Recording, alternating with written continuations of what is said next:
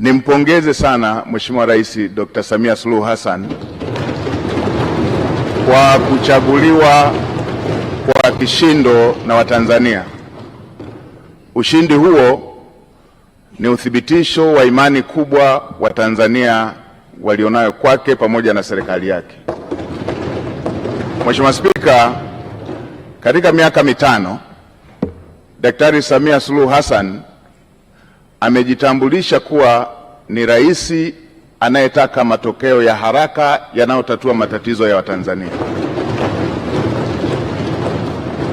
Amefanya hivyo wakati alipoapishwa kulikuwa na tatizo kubwa la umeme.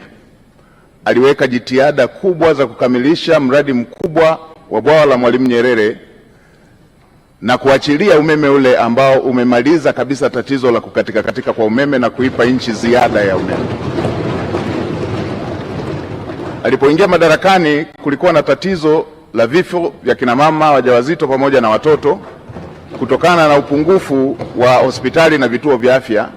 Katika kipindi kifupi amejenga zaidi ya hospitali 119 za wilaya, zaidi ya vituo vya afya 649 katika kata mbalimbali na zaidi ya zahanati 2800 kwa nchi nzima. Katika kipindi kifupi kulikuwa na shida ya shule pamoja na madarasa, na tulikuwa tukiona baadhi ya wanafunzi wakisomea chini ya miti. Katika kipindi kifupi amejenga shule mpya zaidi ya 2700 za msingi na amejenga zaidi ya shule 1300 za sekondari na madarasa zaidi ya 1097. Hivyo hivyo katika sekta zingine ikiwemo kununua CT scan hospitali zote za mikoa, MRI kwenye hospitali zote za kanda, pamoja na kununua mitambo ya kuchimbia maji kwenye kila mkoa na kila ukanda. Hiki ndicho kilichowafanya Watanzania wamchague kwa wingi na nimetaja tu kwa uchache.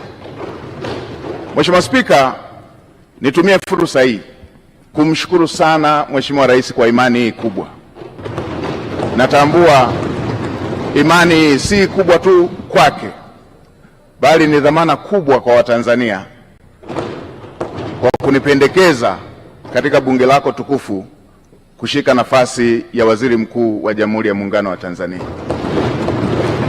Natambua uzito wa majukumu haya pamoja na matarajio yake pamoja na matarajio ya Watanzania. Nitafanya kazi kwa bidii, kwa uaminifu na jitihada kubwa kuweza kukidhi matarajio hayo.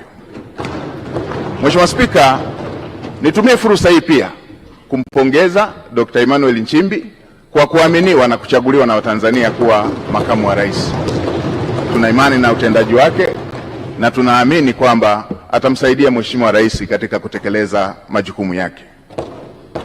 Mheshimiwa Spika, nimpongeze pia Dr. Hussein Mwinyi kwa kuchaguliwa na kuaminiwa kuwa rais wa Zanzibar. Ushindi wake ni ishara na uthibitisho wa kazi kubwa alizofanya za kuwaletea maendeleo wa Zanzibari. Namtakia kila laheri katika utumishi wake mpya. Mheshimiwa Spika, nitumie fursa hii kumpongeza mwanasheria mkuu wa serikali. Mwanasheria mkuu wa serikali ndugu yangu Hamza Johari amekuwa kiungo muhimu na amekuwa akisaidia sana majukumu yanayohusu sheria kama custodian wa masuala ya sheria wa serikali. Mheshimiwa Spika, nitumie fursa hii kukupongeza wewe mwenyewe kwa kuchaguliwa kwa kishindo kuwa spika wa Bunge la Jamhuri ya Muungano wa Tanzania, Bunge la 13. Natambua nia yako thabiti ya kulifanya Bunge la 13 kuwa bunge la Watanzania.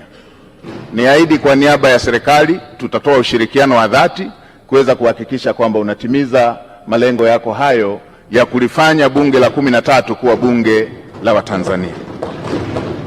Mheshimiwa Spika, nitumie fursa hii pia kumpongeza Dr. Philip Mpango, makamu wa rais mstaafu, kwa kazi kubwa aliyoifanya ya kumsaidia Mheshimiwa Rais.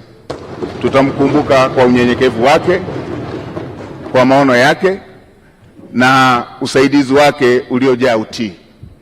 Dr. Mpango amefanya kazi yake kwa uthabiti mkubwa.